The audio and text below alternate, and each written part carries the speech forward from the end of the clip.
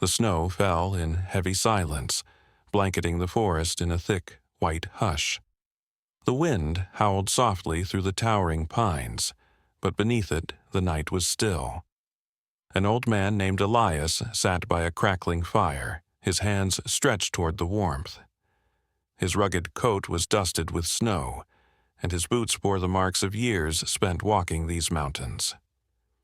For decades, Elias had called this wilderness home. He had lived through brutal winters, long nights, and the unrelenting isolation of the mountains. He knew the rules of the wild. Survival belonged to the strong, and mercy was a rare thing. Then a sound, faint but distinct. A ragged, heavy breath carried through the trees. Elias froze, his sharp eyes shifting toward the darkness beyond the firelight. From the shadows, a massive grizzly bear emerged. Snow clung to its thick fur, and its movements were slow, unsteady. Elias's instincts screamed at him to grab his rifle, which rested against the log behind him. But something stopped him. The bear wasn't hunting, it was wounded. It dragged its front paw, each step labored, its deep amber eyes locked onto the old man. Blood matted the fur around its leg, dark against the pale snow. Elias had seen many things in his years, but never this. A wild beast approaching, not out of aggression, but desperation. The fire crackled between them. The bear hesitated, its nostrils flaring as if trying to understand the man before it. Elias exhaled slowly, reaching for the small bundle beside him. Inside was a worn but reliable medical kit. He had patched himself up more times than he could count, but treating a bear?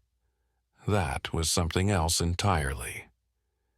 He moved carefully, dipping a strip of cloth into a jar of salve, the scent of herbs mixing with the smoke from the fire.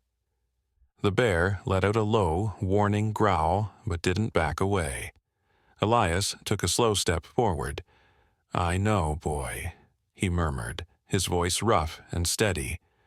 "Hurts like hell, doesn't it?" The bear's breath came heavy and uneven. Its muscles tensed as Elias knelt beside it. Any wrong move could be his last, but he had made his decision. Gently, he pressed the cloth to the wound. The bear flinched, a deep rumble vibrating through its chest, but it didn't strike. Elias worked quickly, wrapping the paw with firm, steady hands. The warmth of the fire flickered against the bear's fur, casting long shadows across the snow. For a moment, the old man and the beast simply sat in silence. The wild stretched endlessly around them, vast and unforgiving. Yet in this moment, neither of them was alone. When the bandage was secured, Elias leaned back, watching the bear carefully. Its breathing had slowed, exhaustion taking over. He tossed another log into the fire, watching the flames dance and crackle. "Rest," he muttered, and to his quiet surprise the bear did. As the night wore on, Elias leaned against the log, watching the great beast sleep. He didn't know if it would be here when morning came. Maybe it would return to the wild, disappearing as mysteriously as it had arrived.